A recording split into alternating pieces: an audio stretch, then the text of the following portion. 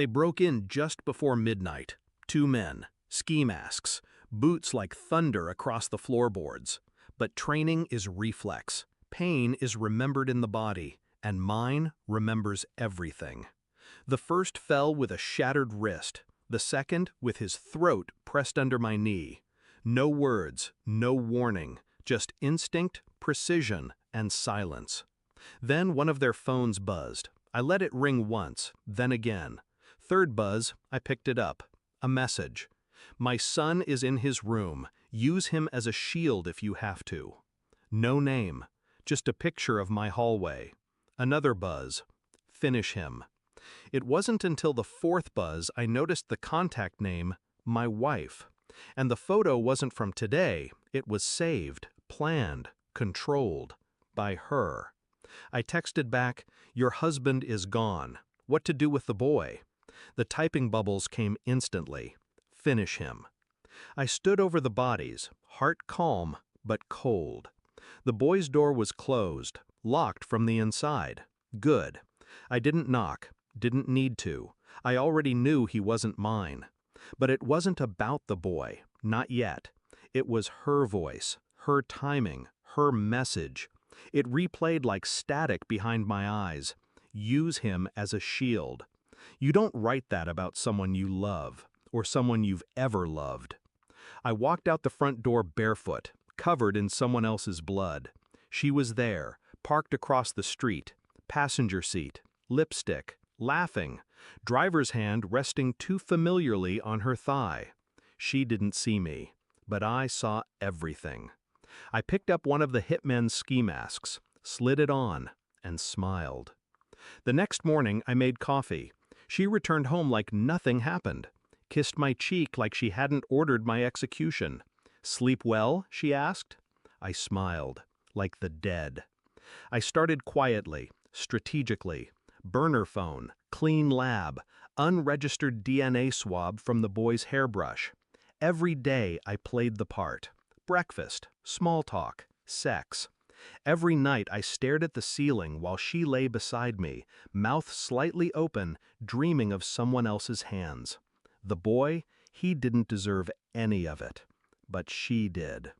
I traced the calls, the payments, the trail. She'd been meeting the same man every Thursday for 9 months. They called each other Angel in text messages. He called her by my name in bed.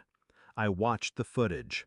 No reaction, no rage, only calculation. The DNA results came in on a rainy Tuesday, the kind of day that makes the world feel too quiet. 0% paternity match. Not surprising, still final. I printed it, folded it neatly, slid it into a white envelope. That night at dinner, I passed it to her across the table. She didn't open it at first. She just stared at me, like she already knew. She did. But when her hands opened it, her face still cracked. She scanned the page, lips parting, eyes stinging. Then, she looked up. "I can explain." I tilted my head. I didn't ask for one. She followed me into the garage, barefoot and desperate. "You don't understand. He's dangerous. He said he'd kill me if I didn't." I turned, slowly. "You hired him," I said, "not the other way around." The blood drained from her face. "How?" I showed her the video, her voice, her payment, her plan. "I wanted out. I wanted something different," she whispered. "You got it." I tossed the ski mask on the hood of her car, the same one I wore last night when I slid into the passenger seat beside her lover, silent. He laughed, offered me a cigarette.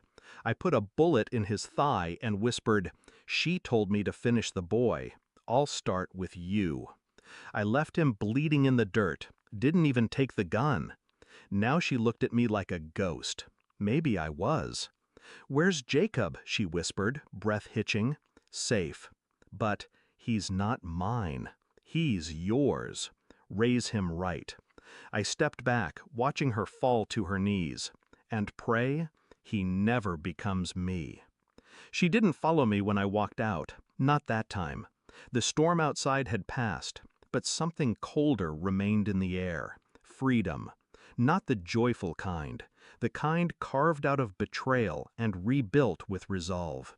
I didn't take much, just a duffel bag, keys, and the folder.